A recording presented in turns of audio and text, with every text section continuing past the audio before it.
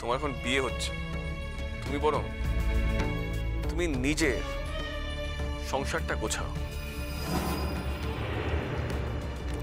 আর যদি কোনোদিন সত্যি প্রয়োজন পড়ে তোমার পাশে থাকার,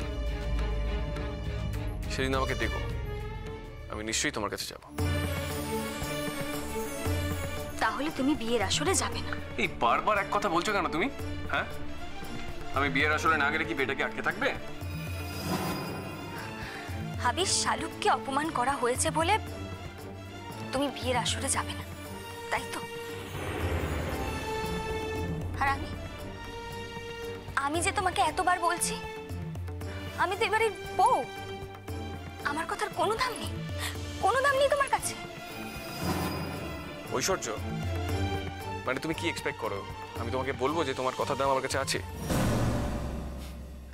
মানে মনে মনে তুমি জানো যে নেই, আর তুমি এক্সপেক্ট করো যে আমি তোমাকে বলবো। মানে কেন বলবো? মানে চেয়েছি আমি কেন সত্যি কথাটা বলতে যাবো? তোমার তো খারাপ লাগবে। মানে তুমি আমাকে কেন ইনস্টিগেট করছো? আচ্ছা ফাইন, যখন তুমি আমাকে ইনস্টিগেট করছোই, তাহলে শোনো, তোমার কথার আমার কাছে কোনো দাম নেই। মানে কথা কেন, তুমি মানুষ হিসেবে তোমার মানুষটারই কোনো দাম নেই আমার কাছে। তুমি আমার কাছে একটা বিগ জিরো, মানে জানো, জিরো। মানে এটার পরেও তুমি যদি আমাকে না ছাড়তে পারো, তাহলে আমার কিছু করার নেই।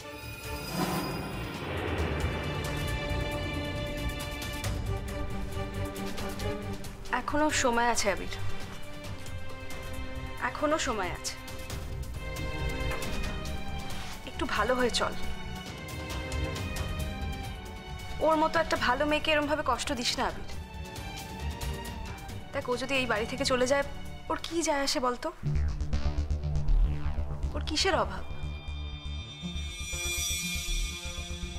তাই যাবার আগে তোকে একটাই রিকোয়েস্ট করবো যে তুই আর যাই করিস, এই ঐশ্বর্যের সাথে এই ব্যবহারটা করিস না। চলো এবার বসবে, চলো। অলরেডি লোকজন এসে গেছে তোমাকে দেখার জন্য। একটু পর বড় চলে আসবে, সন্ধে লগ্নে তোমার বিয়ে। এখানে বেকার টাইম নষ্ট করো না। এক্স্যাক্টলি, এখানে বেকার সময় নষ্ট করো না, বরং তোমাদেরই সময়টা নষ্ট হবে। কোনো কাজের কাজ হবে না ফুলদি। যাও, চলো চলো ফুলদি, চলো।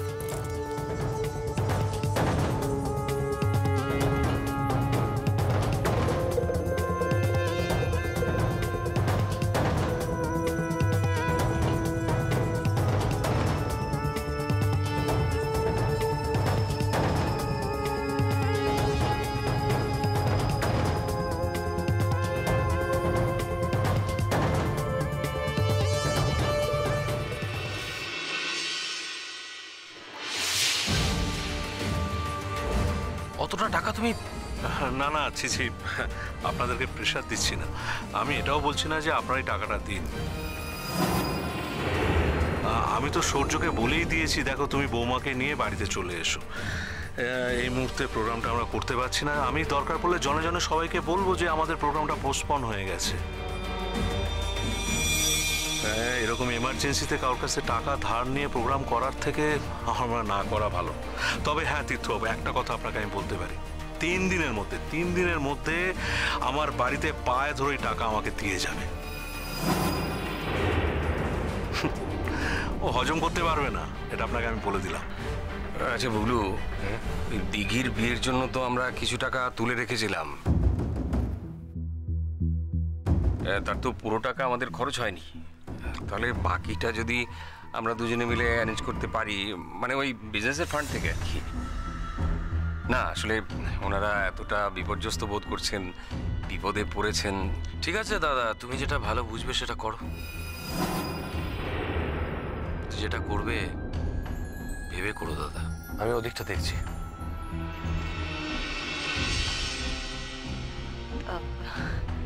উনি বোধহয় মন খুলে মত দিতে পারলেন না।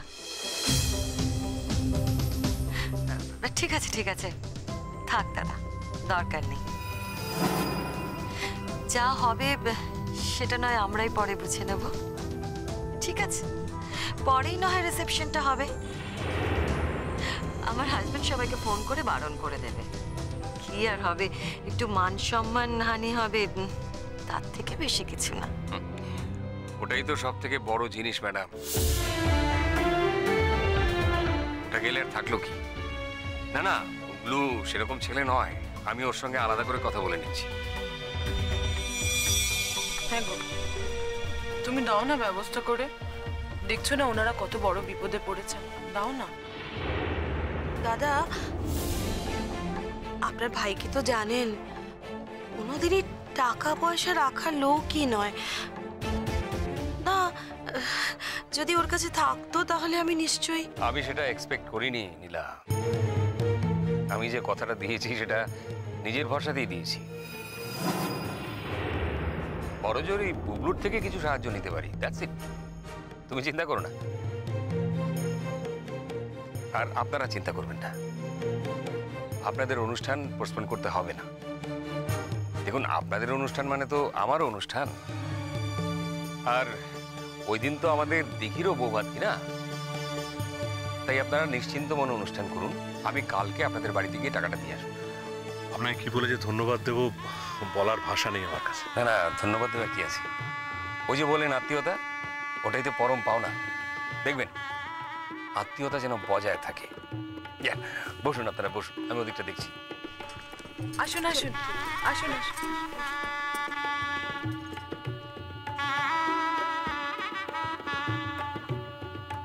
এই শোনো, তোমার বোন কেমন আছে গো? তুমি বিয়ের আসরে ড্রিঙ্ক করে এসছো?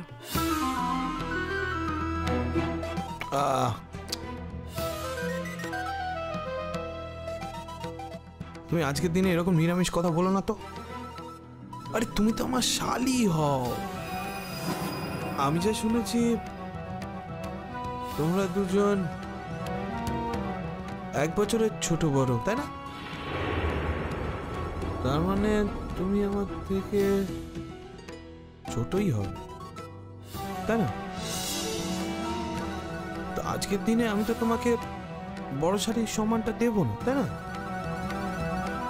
আজকে থেকে তুমি আমার বন্ধু হলে। সূর্য, সেটা আমাকে ভেবে দেখতে হবে। মানে? যে মানুষটা বিয়ের আসরে ড্রিঙ্ক করে বিয়ে করতে আসে, এমন একটা পবিত্র দিনকে নষ্ট করে দিতে পারে, সেই মানুষটার সাথে আমি কতটা বন্ধুত্ব করতে পারবো সেটা আমাকে ভেবে দেখতে হবে সূর্য। আর শুধু তাই নয়, তুমি যে ড্রিঙ্ক করে বিয়ে করতে এসেছো সেটা এখানে যারা আছে আমাদের আত্মীয় স্বজনরা সবাই কিন্তু জানতে পেরে যাবে, কারণ তোমার মুখ থেকে রীতিমতো গন্ধ বেরোচ্ছে সূর্য। এমনকি আমাদের যারা নিয়ে এলো, আমাদের সাথে যারা এলো, তারা কিন্তু অলরেডি কিন্তু গুজগুজ করতে শুরু করে দিয়েছে। এইভাবে অপমান করে তুমি কিন্তু কাজটা ভালো করলে না সূর্য। অ্যাটলিস্ট আমি এটা ভালো মনে নিলাম না। তিহি যদি জানতে পারে কিভাবে রিয়্যাক্ট করবে তুমি জানো?